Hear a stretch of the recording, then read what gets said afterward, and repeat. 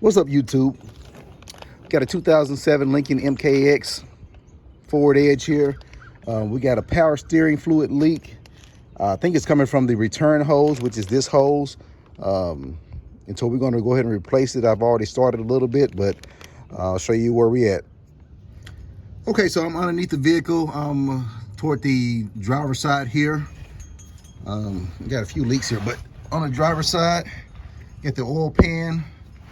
Then we got this line right here, right behind the oil pan. This is a V6 3.5 liter front wheel drive, but we got this line here that kind of goes up behind the exhaust, up and over, and it connects to another line. But I think this line is the one that's leaking the most.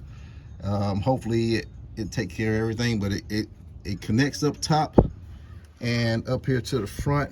Got a connection right here.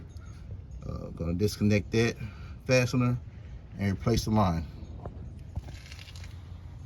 Okay, what I suggest for you to do is take off the wheel shield here. Got some pop-in screws up here. 1, 2, 3, 4, and then we got some small little, I'm not sure what size they look like, about maybe a 5.5 millimeter. But 1, 2, supposed to have one right here. Got 2 on the bottom, this one and that one. Pop those out, and I had to take a few more out, probably one up top. We got a few more in the back. I might take those out, or I might just try to bend it, but I would suggest taking this shield off. All right, so I took that last top one out. I didn't take the rest of them on the back side, and I was able to open it up.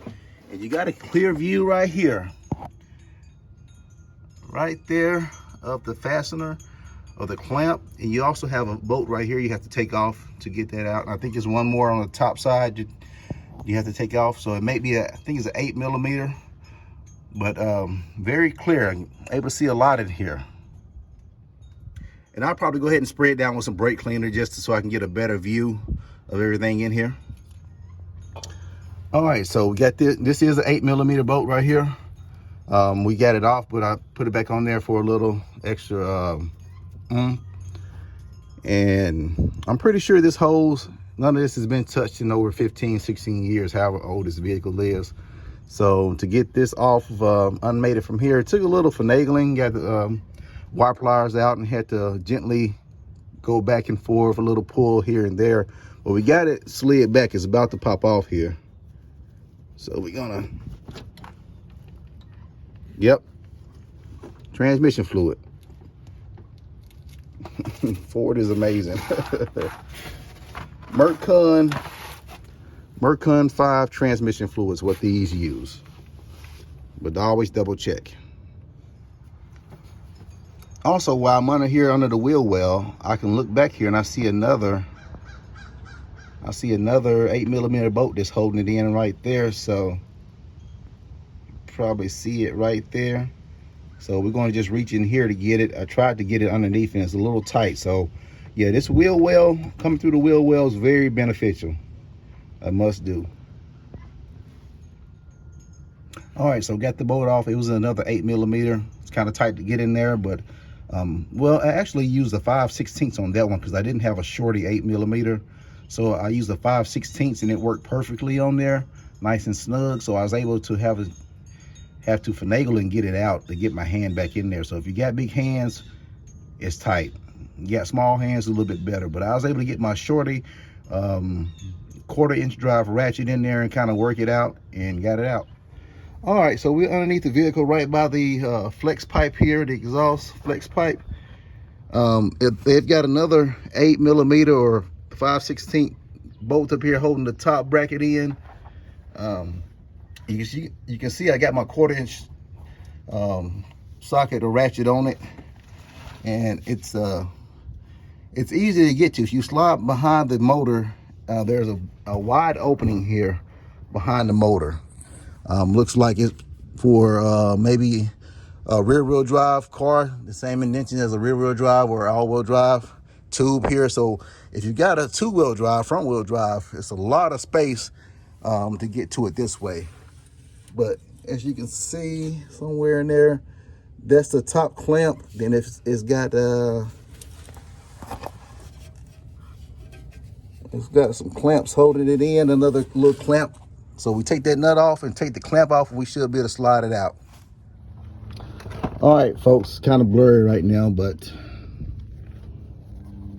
all right, folks, a little blurry here, but I couldn't take that clamp off. It was just so super tight back there. So what I ended up taking off this, I took off this hose that goes right here and connects to, see that hose right there? It connects right there, but I had to unbend these clips here, these metal clips. There's one and two metal clips. Had to bend those up good. I had to take the clamp off this one, slide it back, and it took me about 10 minutes to get this hose off the pipe because 16 years on there, yeah, it was tough. So I got it off. I'll show you what everything looks like. Right, yeah. All right.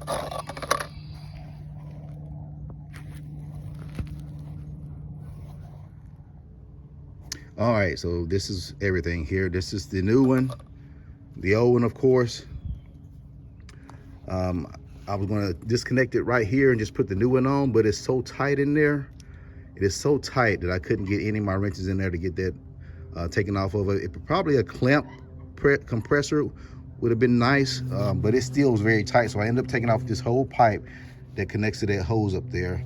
Took me a minute to get this off because it's just been on there so long. But this is it. So I'm going to disconnect it right here, put the new one on. It's got a clamp on it already, so put that on. I'll take these fittings off and put it onto the new one so I can bolt it back down on there, and then we'll go from there. All right, ladies and gentlemen, I got the pipe back on there, fastener in, got the clamps back on it. Got that 8mm or 5/16 bolt on there. I've got it woven through, and so we just ready to connect the front piece and put this car back together. Power steering fluid.